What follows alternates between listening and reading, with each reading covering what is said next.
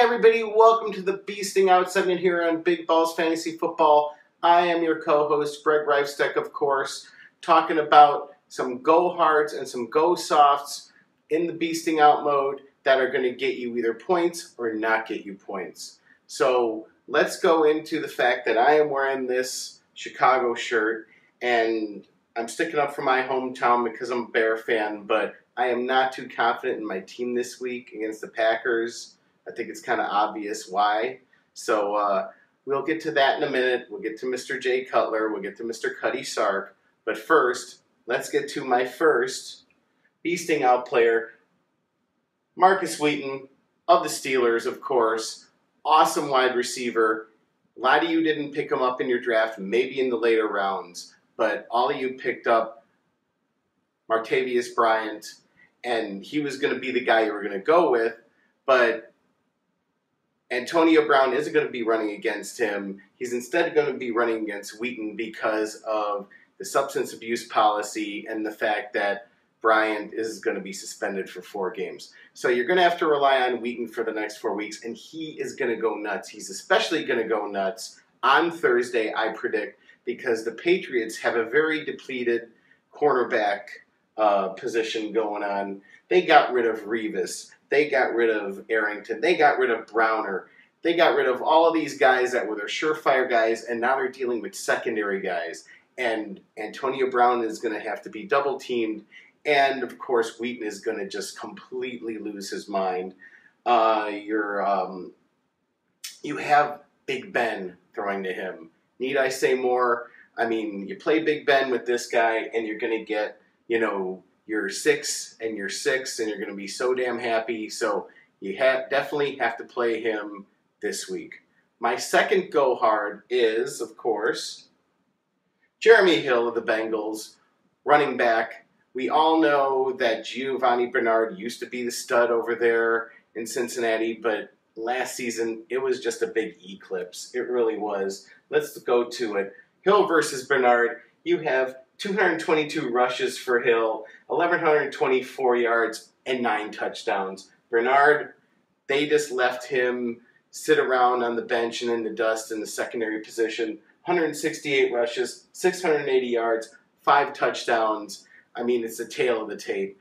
The coaches obviously have a lot of faith in Hill. Barring an injury, Hill is going to be your stud this year, and we know he's going to go crazy this week. He is, of course, playing the porous Raiders defense, which is just completely sad. We all know the Raiders have been trying to improve on their defensive line, but they just can't get it right. Hill is going to just run through them like Swiss cheese. You definitely have to play this matchup this week.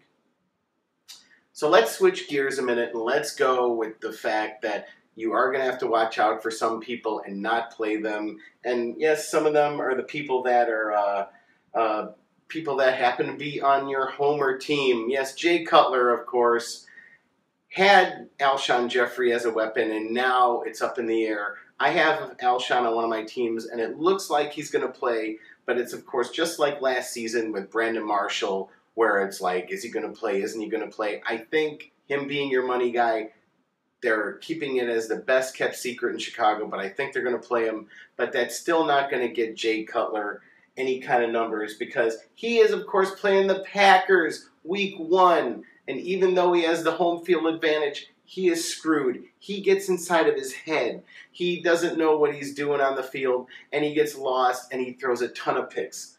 Look at this loser. Yeah, what a great adult this guy is. I used to wear a Cutler jersey on this show, and now I'm ashamed to wear it. 1 for 10 record against the Packers as a Bear. 11 games, only 1 win. Come on, are you kidding me? 14 touchdowns, 22 interceptions. That's a horrible number. Jenny is like seething right now. She hates that ratio when it goes 2-to-1. It's just disgusting. How the hell can you throw that many picks? Because he gets inside of his head and he thinks he's throwing to his team, and he ends up throwing to the other team. 2014, week 4 at Chicago. The Bears lost 38-17. And, of course, in week 9 at Green Bay and Lambeau, we just got humiliated 55-14. With a gimpy Alshon Jeffrey, maybe you're going to get some points out of Martellus Bennett. But otherwise, and maybe Eddie Royal, because you're going to get a few mercy touchdowns out of him. But otherwise, this is just a crappy matchup. Do not play Jay Cutler this week. So finally, we get to new situations with new players. We have Frank Gore over on the Colts, who of course came from many years over at the Niners. And you're dealing with a player in a different scheme. You're dealing with somebody that doesn't have a chemistry with that team. And you're wondering, okay, should I play him or should I not? Well, the matchup is just horrible. You have an insane front four of the Bills. And in 2014, the Bills were ranked number 4. They allowed only 18.1 per game, 18.1 points per game, 312.2 yards per game. It's just a no-brainer. You can't play Gore against this. We saw Trent Richardson, who was horrible. And yes, I know Gore is a much better running back. But against this front, you can't play him. He's just going to keep getting run down.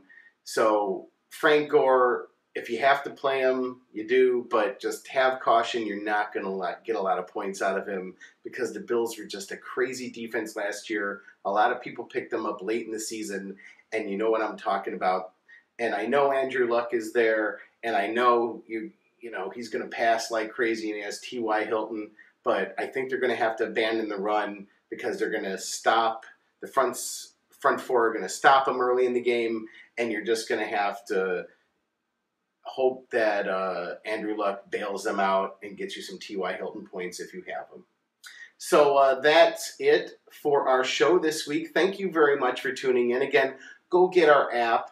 Go to BigBallsFantasyFootball.com, go to the Google Play Store, and go to the Apple Store. Just type in Big Balls Fantasy Football, and you're going to see our app on there. You're going to get push notifications of all of the notices, of all of the injuries that happen, all the player changes that might happen in the rosters during the week and during the games. You're also going to get Cash's blog. You're also going to get Prost's blog, and you're going to get to go there and watch their strategies for week 1 and find out how they want you to play that this week. So thanks for watching and have a good night.